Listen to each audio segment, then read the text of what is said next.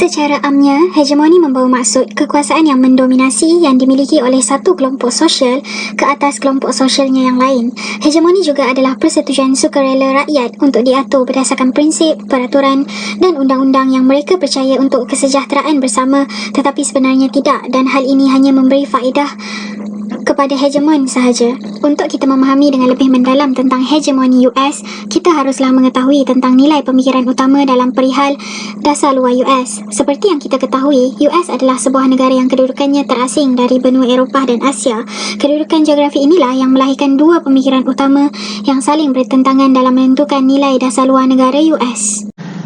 Pemikiran tersebut adalah isolationism dan internationalism. Isolationism bersetuju bahawa kedudukan US inilah memberi peluang kepada US untuk mengasingkan diri dari hal ehwal dunia, dan US seharusnya hanya fokus kepada negaranya sahaja dan hal domestik tanpa perlu campur tangan terhadap urusan negara lain.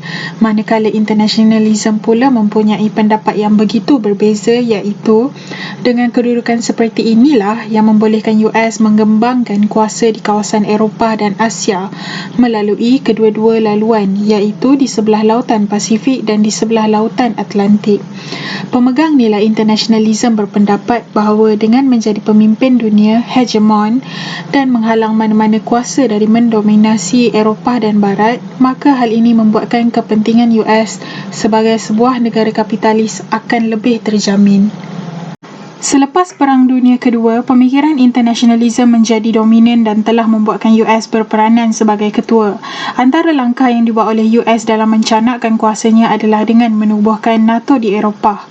US juga mewujudkan perikatan ketenteraan dengan Jepun, Korea Selatan, Taiwan, Vietnam, Filipina dan Thailand. Hal ini dilakukan agar dapat menahan kuasa Soviet yang mengancam negara berdekatan dengannya melalui fahaman komunisme. US juga berencana untuk membuat Color Revolution di kawasan Rusia, bertujuan untuk mendirikan kerajaan-kerajaan yang pro-US sebagai langkah untuk mengekang kuasa Rusia. US juga ingin mengekang kuasa China kerana khawatir dengan gabungan Rusia dan China yang berpotensi untuk menguasai kawasan Eropah dan Asia.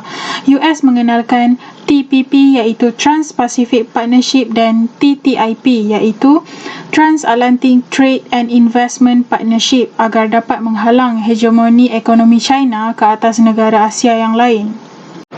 Hegemoni US pula membawa maksud penguasaan US dalam pelbagai aspek seperti ketenteraan, ekonomi dan pengaruh terhadap bangsa lain untuk menunjukkan kedudukannya yang tertinggi dengan menggunakan konsep hegemoni US.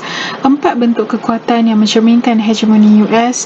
Yang pertama adalah soft power, yang kedua adalah hard power, yang ketiga adalah structural power dan yang keempat adalah pengaruh media massa. Pada pendapat Brooks dan Wolf, hegemoni US bermanfaat untuk US dan dunia terutamanya kerana ia mengurangkan persaingan keselamatan dengan menjadikan keseimbangan kuasa tidak dapat dikendalikan dan terus memberikan faedah yang besar kepada US. US perlu untuk terus menjalankan strategi utama atau melibatkan diri secara mendalam untuk mencegah kembalinya keseimbangan kekuatan yang mereka berpendapat tidak mungkin dilakukan dengan sistem unipolar. Kesimpulannya, pengekalan, penurunan dan juga pengembangan terhadap nilai hegemoni adalah wujud.